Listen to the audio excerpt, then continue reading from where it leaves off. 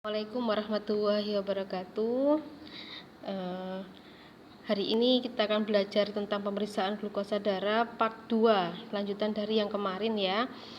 Kemarin terakhir kita bahas tentang apa sih itu diabetes mellitus, kemudian glukosa darah itu berasal dari mana, apa itu glukosa darah. Sekarang kita lanjutkan.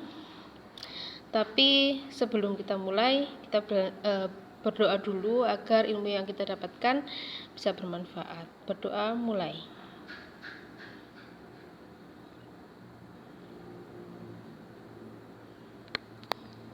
Selesai. Oke. Lanjut. Nah, kemarin ada tipe-tipe diabetes mellitus, ada 1, 2, 3, 4, 5 ya, ada 5 tipe diabetes mellitus menurut WHO.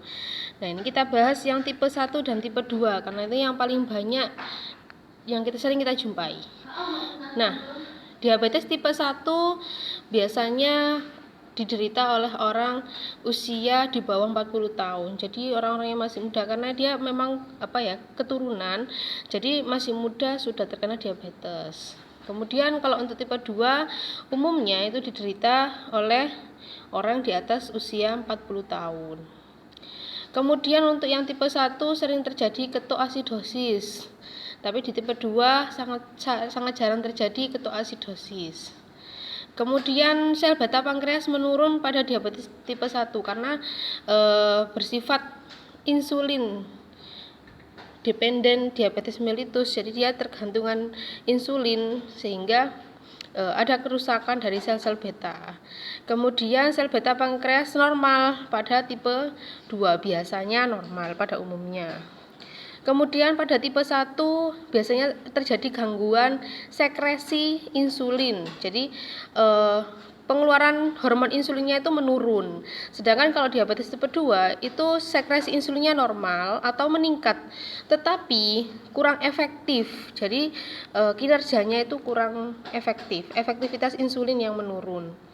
Kemudian untuk diabetes tipe 1 tidak selalu obesitas, sedangkan di tipe 2 obesitas sebagai faktor pencetus. Nah, ini diagnosa diabetes. Untuk orang normal pada gula darah puasa dia kadarnya kurang dari 120. Kalau untuk 2 jam PP-nya kurang dari 160. 2 jam PP itu adalah pemeriksaan gula darah 2 jam setelah makan. Kemudian untuk orang yang diabetes mellitus itu pemeriksaan gula darah puasanya lebih dari 120. Kalau untuk 2 jam PP-nya lebih dari 200. Untuk gangguan toleransi glukosa oral, untuk tes glukosa oral itu untuk puasanya sekitar hasilnya antara 120 sampai 140.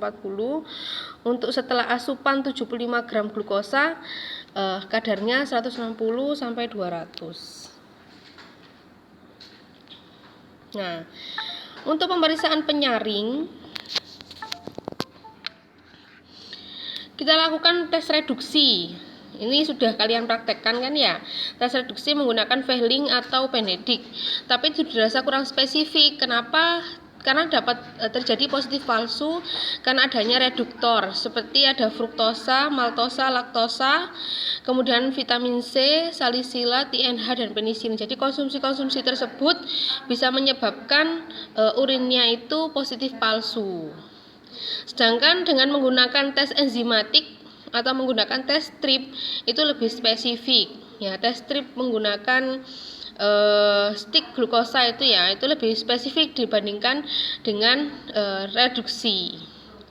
Nah, negatif palsu akan terjadi jika pada usia lanjut glomerulosklerosis, yaitu nilai ambang batas ginjalnya itu meningkat.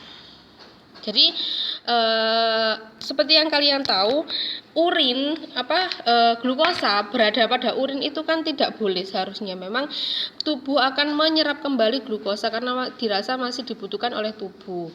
Tapi ada nilai ambang batas ginjal di mana kalau misalnya glukosa dalam darah itu terlalu tinggi, maka dia akan lolos keluar di urin. Itu yang menyebabkan tes reduksinya positif. Sedangkan pada usia lanjut bisa terjadi nilai ambang batas ginjalnya itu meningkat, sehingga walaupun hasilnya itu seharusnya tinggi, tapi di urin itu masih negatif. Dan bisa juga negatif palsu jika terjadi infeksi saluran kemih.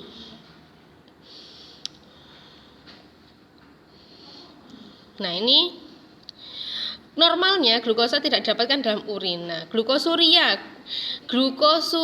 istilah glukosa, uria itu berarti dalam urin. Berarti adanya glukosa di dalam urin. Nah, adanya glukosa dalam urin ini terjadi karena hiperglikemi, yaitu peningkatan kadar glukosa darah. Nah, karena glukosa darah antara 160 sampai 180 mg per desiliter dikatakan melewati nilai ambang batas ginjal atau renal threshold. Nah, sehingga ginjal tidak mampu menyerap glukosa dan glukosa didapatkan di dalam urin. Itu yang namanya kencing manis ya, kencing manis. Memang itu ada glukosanya di dalam urinnya. Berarti kalau misalnya urinnya itu mengandung glukosa, otomatis bisa dikatakan glukosa darahnya lebih dari 180 mg per desiliter. Nah, pemantauannya dilakukan banyak pemeriksaan. Yang pertama adalah glukosa urin ya. Itu tapi banyak kelemahan yang tadi itu ya, bisa ada negatif palsu, kemudian ada faktor makanan yang juga bisa mempengaruhi hasilnya positif palsu. Kemudian 2 jam PP, pemeriksaan 2 jam PP untuk orang-orang yang mengonsumsi OAT atau obat anti diabetes atau insulin. Nah, itu sebagai monitor terapi kestabilan setelah mengonsumsi 2 jam PP kan setelah makan. Kemudian glukosa darah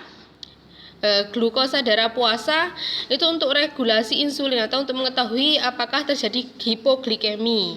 Biasanya orang-orang yang diabetes itu kan selain dia hiperglikemi, dia juga cenderung mengalami hipoglikemi, terutama keadaan-keadaan ketika puasa seperti itu. Jadi tiba-tiba saja dia mengalami penurunan kadar glukosa darah. Kemudian pemeriksaan HbA1c yaitu status regulasi glukosa jangka panjang. Itu juga sebagai pemantauan keberhasilan terapi. Kemudian protein urin yaitu untuk mendiagnosa nefropati atau untuk mengetahui adanya komplikasi pada ginjal. Karena kalau orang yang sudah menderita diabetes mellitus lama itu biasanya bisa merusak kerja ginjal. Nanti ginjalnya akan lama-kelamaan menurun fungsinya, sehingga diperlukan untuk memantau juga ginjalnya.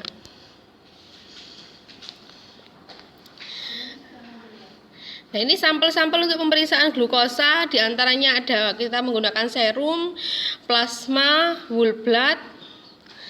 Plasmanya biasanya plasma DTA, whole bloodnya menggunakan NAF, tergantung dari metode yang digunakan. Nah, serum atau plasma itu untuk pemeriksaan glukosa harus segera dipisahkan dari sel darah. Kenapa? Karena untuk mencegah terjadinya hasil rendah palsu karena terjadi glikolisis kalau metodenya tanpa deprot. Nah, jadi caranya biar hasilnya valid, maka pertama harus segera diperiksa, sesegera mungkin harus diperiksa. Jika terjadi penundaan, maka harus dipisahkan antara serum plasmanya dengan sel-sel darah, atau bisa menggunakan antikoagulan NAF ya. Itu kalau misalnya ditabung vakum itu biasanya tutupnya warnanya abu-abu. Nah, itu dapat mencegah glikolisis sampai 24 jam. Jadi jika ada penundaan tidak akan terjadi hasil yang tidak valid.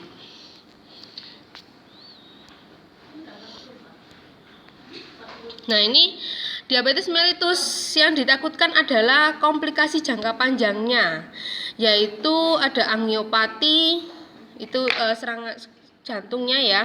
Kemudian nefropati, neuropati, dan retinopati. Kalau kalian tahu, biasanya orang yang sakit diabetes mellitus yang lama, itu yang maksudnya itu yang tidak ini juga ya memperhatikan terapinya dan juga konsumsi makanannya, olahraga, tidak mengubah gaya hidupnya, itu akan ditakutkan pada komplikasi jangka panjangnya, bisa menyerang jantung, ginjal, saraf, dan juga mata. Makanya ada yang biasanya kena ini glukoma atau kebutaan yang tidak permanen, sebenarnya bukan permanen, tidak masih bisa melihat sebenarnya dikit-dikit, yang dilaporkan mempunyai morbiditas dan mortalitas yang cukup tinggi. Penderita mempunyai kecenderungan kebutaan 25 kali dibandingkan orang normal, yaitu 17 kali kegagalan dan 17 kali kegagalan ginjal. 5 kali kemungkinan mengalami gangguan dibandingkan dengan perokok, dan 2 kali mengalami gangguan jantung. Nah, itu dia.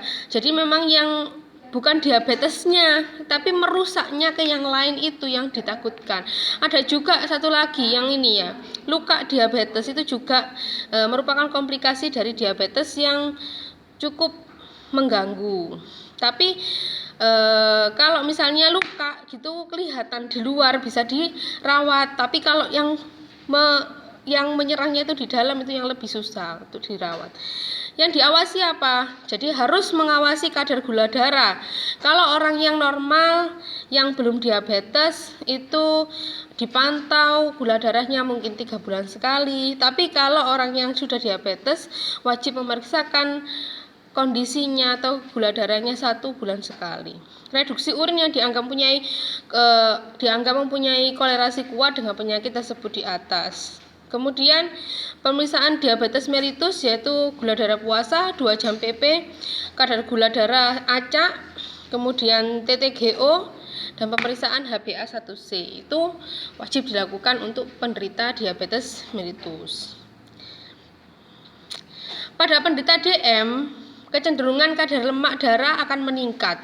Pemeriksaan kadar lemak darah antara lain kolesterol, trigliserid, bisa menggambarkan lemak darah sampai 5 hari sebelum pemeriksaan. Jika persiapan penderita sangat penting. Jadi hubungannya dengan lemak juga cenderung meningkatkan kadar lemak darah. Jadi penderita DM juga biasanya berhubungan dengan kolesterol dan trigliseridnya juga. Jadi begitu ya anak-anak. Kalau ada pertanyaan bisa dituliskan di kolom komentar. Jika terlalu cepat penjelasannya bisa diulang-ulang lagi nanti videonya. Sekian. Assalamualaikum warahmatullahi wabarakatuh.